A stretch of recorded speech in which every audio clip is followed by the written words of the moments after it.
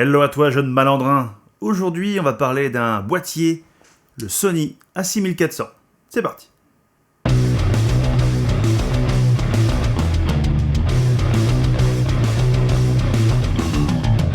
Salut à tous, c'est Ben de Retour d'Expérience et aujourd'hui on va parler donc de ce Sony A6400, un petit boîtier de la marque Sony monture E, sorti début 2019.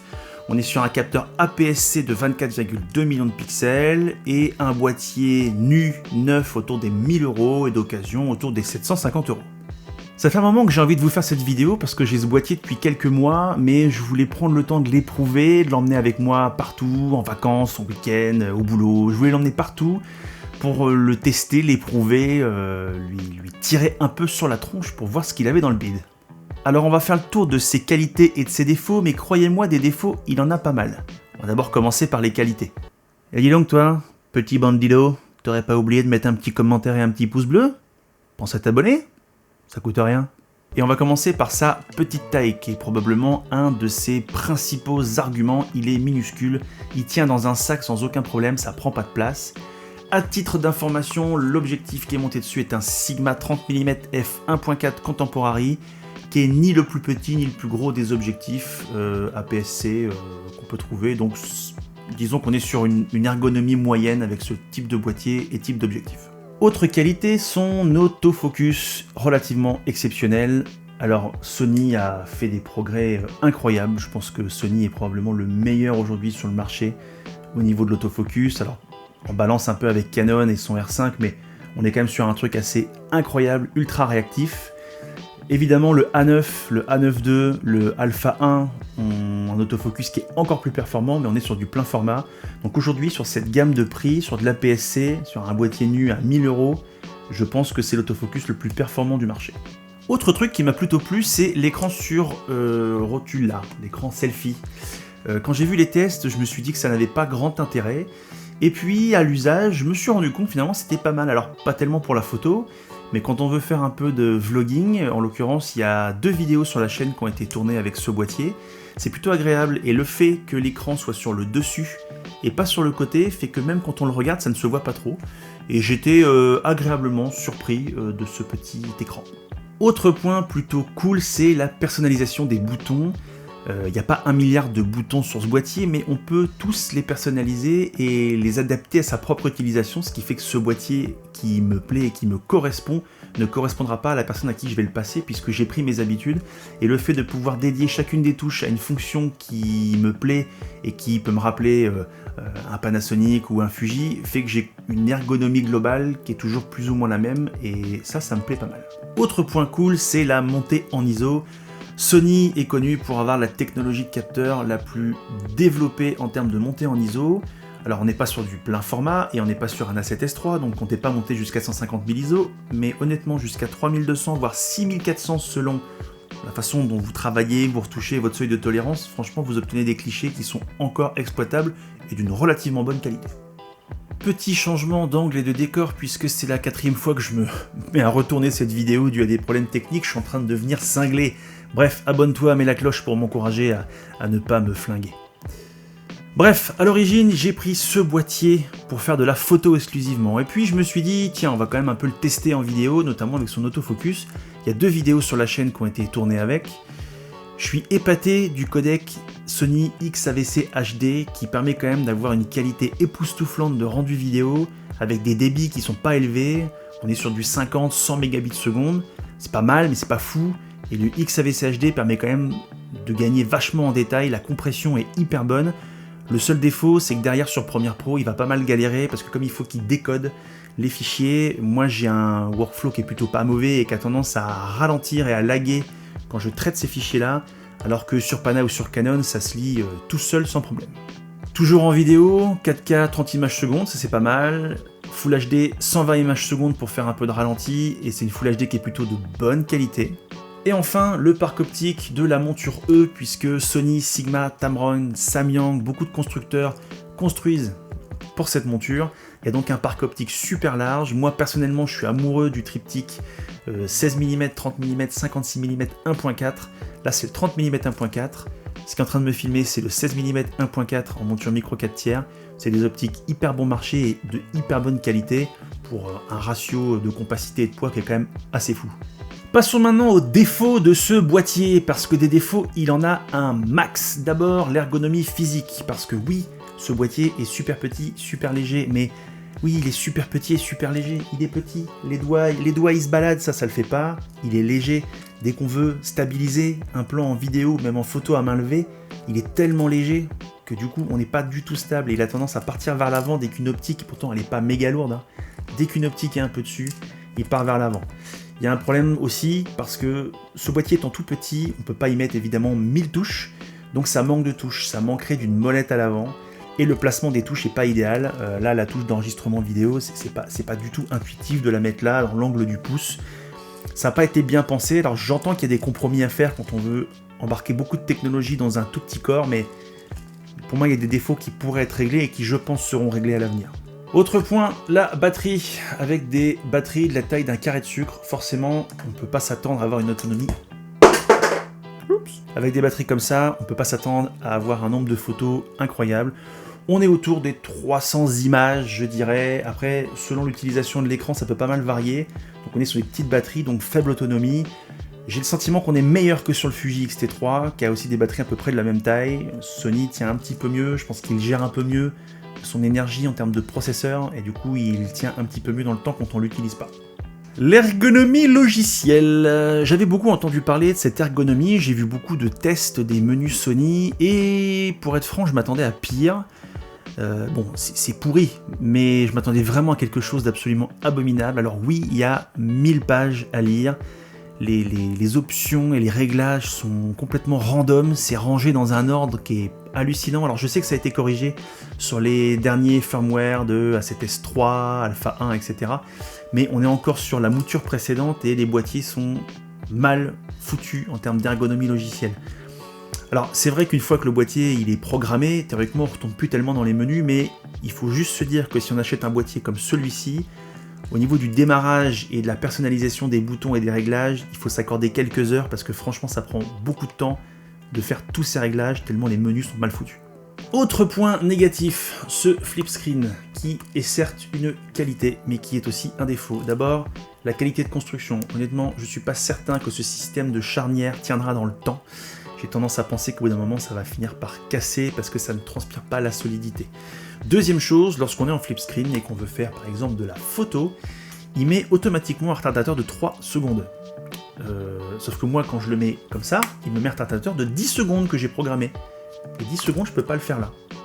C'est un détail, hein, mais c'est super chiant. Moi, quand je veux faire une miniature YouTube, bah je peux pas, c'est impossible. En tout cas, 3 secondes c'est super juste pour se mettre en place. Voilà quoi. Autre problème que je n'explique pas vraiment, quand je le mets en mode selfie, j'appuie sur la photo, le retardateur se déclenche, et il va faire la mise au point sur le point au moment où j'appuie sur le déclencheur. Donc il suffit que j'appuie, que je me recule, peu importe le mode autofocus, il fera la photo à l'endroit où j'étais quand j'ai appuyé sur le bouton. Ce qui est hyper pénible, puisque du coup je ne peux pas faire de photos de très près, je peux pas me reculer. Si je veux faire une photo de famille avec un retardateur et le screen déplié comme ça, c'est foutu. Alors après, peut-être qu'il y a un truc dans les menus qui sont tellement compliqués que j'ai pas vu, et auquel cas je vous invite à mettre un commentaire pour m'expliquer et me donner la solution, je suis preneur. Next, et on n'est pas arrivé au bout du compte, les couleurs Sony.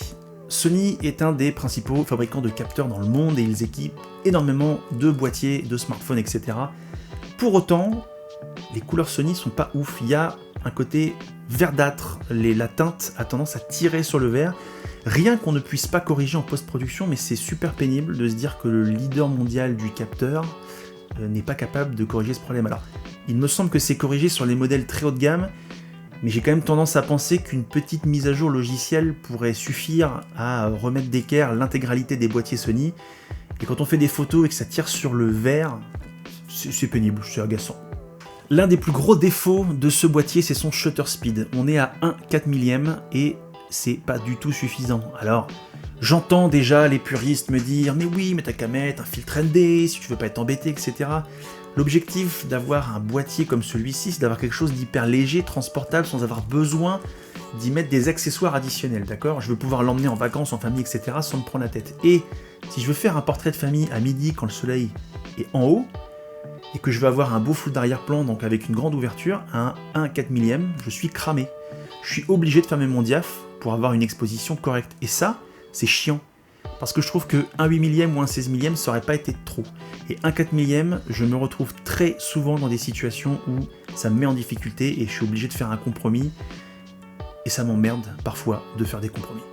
Un des trucs qui m'a surpris dans le sens négatif du terme, c'est la balance des blancs automatique. Alors oui, il faut faire sa balance manuelle, tout ça. Moi, je fais appel à la balance des blancs automatique sur mes Panasonic, en vidéo et en photo, sur le Fuji, et j'ai jamais de soucis.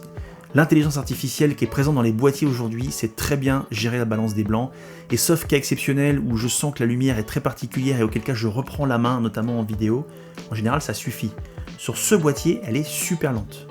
Je vais arriver dans un endroit avec une lumière un petit peu chaude, on peut être sûr que les 7-8 premières photos que je vais faire, elles vont être orange. Et d'un seul coup, sans qu'on comprenne pourquoi, il va se mettre à mettre une balance des blancs qui est adaptée, mais elle n'est pas du tout réactive. Dès qu'on change de lieu, dès qu'on change de lumière, elle met un temps pas possible à se réajuster. Et ça, peu importe le type de mesure, etc. Et pour moi, ça c'est un vrai problème parce que Sony est quand même un des leaders du marché, pour ne pas dire le leader incontesté du marché photo-vidéo. Et là, je comprends pas qu'un truc comme ça, qui pourtant est réglé sur, je crois, la totalité des marques, ne soit pas réglé chez Sony, en tout cas sur cette gamme d'appareils. Autre point relou, le port SD unique placé au niveau de la batterie. Bon, ok, je le savais à l'avance, c'est pas un boîtier professionnel, c'est un boîtier loisir, tout public. Mais c'est chiant, le fait que ce soit placé là c'est nul, et le fait qu'on puisse en mettre qu'un seul, une seule carte SD, ça me gêne. En vidéo, il y a un truc qui m'a surpris aussi et qui m'a gonflé, parce que c'est quelque chose que j'ai connu par le passé, mais il y a longtemps sur des boîtiers anciens et de bien moins bonne qualité, c'est le découpage des fichiers. Quand on tourne une vidéo, par exemple quand j'ai fait mes vidéos YouTube, et que je tourne une demi-heure d'affilée, bon bah, je sors ma carte SD, je la mets sur mon ordi, je dérush, en général j'ai un seul fichier, en tout cas sur Fuji et sur Pana j'ai un seul fichier. Sur Sony, mes fichiers sont découpés par tranches de 4 Go. Alors ça peut paraître rien, mais dans un workflow où on essaie d'être productif, réactif et efficace, et bah, il faut après recoller tous les petits morceaux de vidéo, puisque le son est pris à part, il faut resynchroniser, et en fait c'est une perte de temps monumentale, et ça je trouve que c'est vraiment décevant, je ne sais pas pourquoi certaines marques font encore ça. La dernière fois que j'ai connu ça, ça devait être sur mon Canon 550D, donc c'est vieux quand même. Je me demande si le 80D le faisait pas aussi, mais enfin toujours est-il que sur les hybrides, je pensais que ça n'existait plus, et visiblement chez Sony ça existe encore. Et enfin, dernier point négatif, le temps entre chaque déclenchement. Il n'est pas ultra réactif. Quand je fais la photo et que je vais en faire une autre, il a tendance à être un petit peu mou et à prendre du temps avant d'enregistrer. Alors, pour ceux qui se poseraient la question, je suis sur une carte UHS 1 V30 qui devrait quand même faire le café pour les photos. Et là, par exemple, je vais faire un essai photo. Voilà, là j'appuie sur le déclencheur le plus vite possible. Et là, c'est pas très réactif, je suis à 1/2 centième à f1.4, et franchement, c'est trop lent. C'est trop lent. Ok, on va me dire que je pourrais faire de la rafale. Oui, je pourrais faire de la rafale, mais si je veux faire 3-4 clichés de suite comme ça, faut que j'attende. Et ce temps de latence, il est un petit peu handicapant au quotidien. Dernier point négatif, son autofocus qui, même s'il est d'une incroyable performance, dès que la lumière baisse un petit peu, il a du mal à toucher sa cible, et je le pensais intrompable, et je me suis vite rendu compte que dès que les conditions de luminosité sont un petit peu basses, en fait il prend à côté. Donc il n'est pas 100% efficace, même si les résultats sont, je pense, de loin les meilleurs pour cette gamme de prix. Et au final, Ben de retour d'expérience, il en pense quoi du Sony A6400 ? Ben il est plutôt satisfait de ce Sony A6400. C'est un bon boîtier qui a été plutôt bien pensé, mais qui n'est pas fait pour tout le monde. Si vous voulez faire des repas de famille, si vous voulez un appareil qui permet de faire de la photo sans risque, c'est-à-dire sans trop de pertes, pour des enfants qui courent, pour des événements, quelque chose que vous pouvez emmener à un mariage en tant qu'invité, dans votre sac qui prend pas de place, c'est vraiment top si vous voulez barouder, si vous voulez partir en rando avec un boîtier ultra léger que vous ne sentez pas dans votre sac. Franchement, le Sony, il est très bien. Si vous êtes sur de l'enjeu professionnel, alors quand je dis enjeu professionnel, je retire tout ce qui est portrait statique, mais typiquement si vous êtes sur du sport, si vous êtes, je pense, sur du mariage, il va manquer de réactivité. Il va pas être suffisamment bon, suffisamment rapide, suffisamment efficace. Vous allez en ergonomie vous y perdre un petit peu, et je pense qu'on n'est pas sur ce qui se fait de mieux pour ce type de pratique. Le fait qu'il n'y ait pas de double port SD, pour moi c'est catégorique, c'est impossible. Et l'autonomie de la batterie le rend pas utilisable sur des grosses journées de shooting. Alors oui, on peut prendre 50 batteries, mais enfin, si c'est avoir un tout petit boîtier léger et devoir emmener 10 kg de batterie, ça perd un peu de son sens. Donc c'est un super boîtier. Je l'ai pas mal défoncé dans les défauts finalement, mais pour autant j'en suis super content parce que si je veux faire de la photo plus pro ou dans certaines conditions, je vais plutôt prendre le X-T3.